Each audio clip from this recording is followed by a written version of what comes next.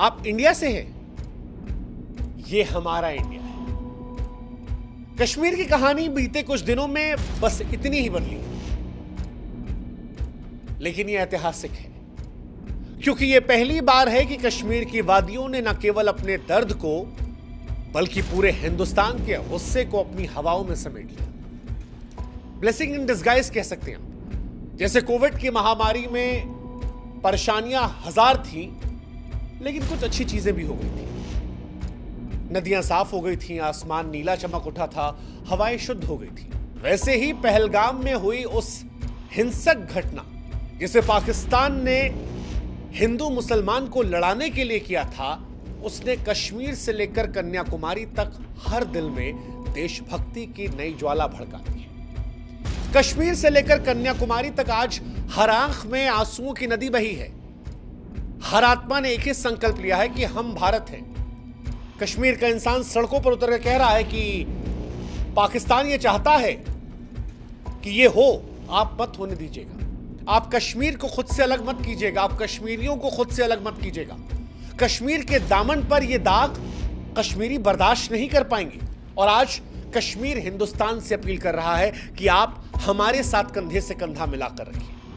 हमें बॉयकॉट करने की जगह हमें मजबूत कीजिए, ताकि हम और आप मिलकर पाकिस्तान को यह जवाब दे सके कि यह हिंदुस्तान का कश्मीर है। यह वो कश्मीर है जहां पर हिंदू मुसलमान एक साथ रह सकते हैं, खुशी खुशी रह सकते हैं। जहां पर कश्मीर में आप हिंदुस्तान से हैं यह नहीं कहा जाएगा, बल्कि हमारा हिंदुस्तान है यह कहा जाएगा। और यह सब पहली बार है। यह पहली बार है कि कश्मीर के लोग सड़कों पर इंसानियत के लिए उतरे, ना कि व्यापार या फिर किसी विरोध के लिए। आप अनंतनाग से लेकर कुलगाम तक, पुंछ से लेकर उधमपुर तक देख लीजिए, हर दिल में एक ही नारा है कि आतंक का अंत किया जाए। यह पहली बार है कि कश्मीर की गलियों में राजनीति की दीवारें चूर चूर हो गई। महबूबा मुफ्ती ने कहा कि यह दाग कश्मीर के दामन पर नहीं रह सकता। मुख्यमंत्री कसम खा रहे हैं कि आतंक को मिटाने के लिए हम केंद्र सरकार के साथ कंधे से कंधा मिलाकर चलेंगे।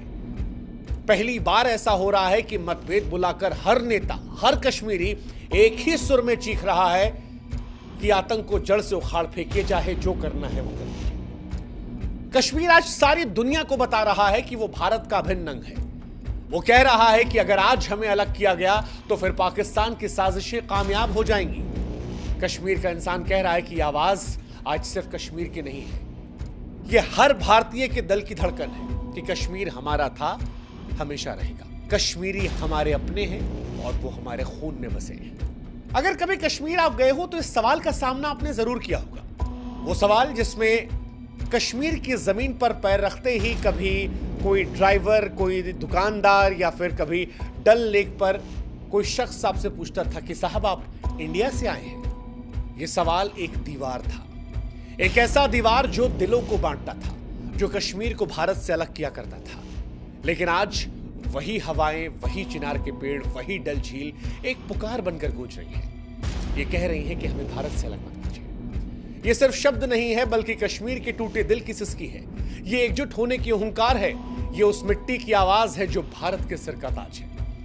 पहलगाम में दरअसल जब मासूमों का खून बहा, तब कश्मीर ने अपने बच्चों को भी खोया।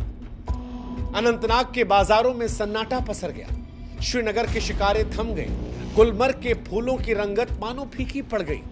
और इसके बाद कश्मीर ने एक स्वर में सुर मिलाते हुए कहा कि बस अब और नहीं। उसने अपने आंसुओं, अपने गुस्से और अपने देशभक्ति के साथ सारी दुनिया को यह संदेश दे दिया कि हां, हम हैं भारत। यह पहली बार है कि कश्मीर से लेकर कन्याकुमारी तक एक आंसुओं की गंगा बह रही है। कानपुर में शुभम द्विवेदी की मां का दुख हो या फिर पहलगाम में आदिल की बहन की चीख, आज हिंदुस्तान का एक दर्द है। वो शुभम जिसे आतंकवादियों ने गोली मारी धर्म पूछकर, वो आदिल जिसने पर्यटकों को बचाने के लिए जान कुर्बान कर दी। आज इन दोनों के दुख को हर हिंदुस्तानी एक दुख मानकर कह रहा है। सच यही है कि कश्मीर में भी घायलों को बचाने के लिए कश्मीरी भाइयों ने उन्हें कंधे पर उठाकर अस्पताल पहुंचाया। अनंतनाग की डॉक्टर रुखसाना और उनकी टीम 3 दिन तक घर इसलिए नहीं गई क्योंकि अपने हिंदुस्तान के लोगों की जान बचानी थी। मारने वालों ने तो नफरत की आग जलाई, लेकिन कश्मीर ने आज इंसानियत का दिया जलाया।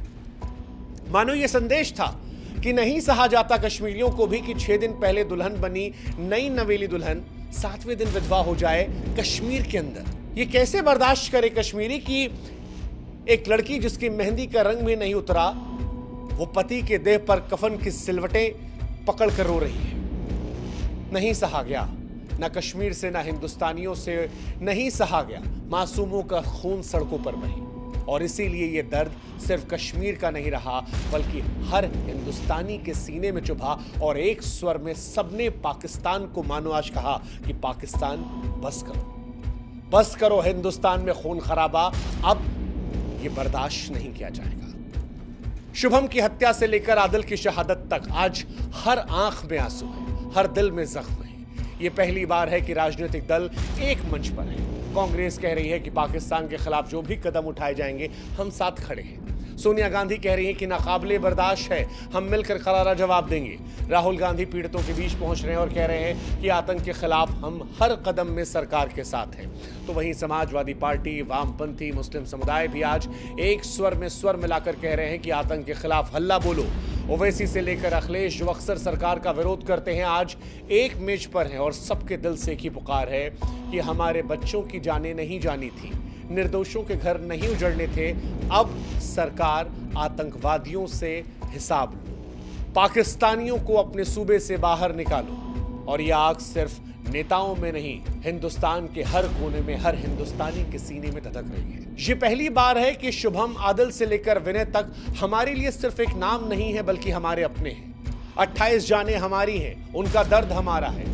आज पूरे देश से एक ही आवाज गूंज रही है कि जिसने हमारे बच्चों को छीना उसे मिटा दिया जाए, जिसने हमारी बेटियों को विधवा बनाया उसका विनाश किया जाए, जिसने हमें यतीम किया उसका अंश मिटा दिया जाए। जो कोई भारत की ओर इस तरह से आंख उठाए उसकी आंखें निकाल ली जाए, जो भारत के खिलाफ जुबान खोले उसकी जुबान काट दी जाए, जो भारत की मिट्टी को ललकारे उसे चीर डाला जाए, क्योंकि हम आज एक हैं, एकजुट, एक हृदय। कश्मीर की बर्फीली वादियों से लेकर कन्याकुमारी के गर्म समुद्र तक आज हमारा एक ही संकल्प है, एक ही प्रण है कि हम एक हैं, हमारा हिंदुस्तान है। जैसे कोविड में प्रकृति ने शुद्धता वापस पाई थी, आज वैसे ही भारत ने अपनी एकता, अपनी देशभक्ति और अपनी अखंडता को पुनर्जन्म दिया है।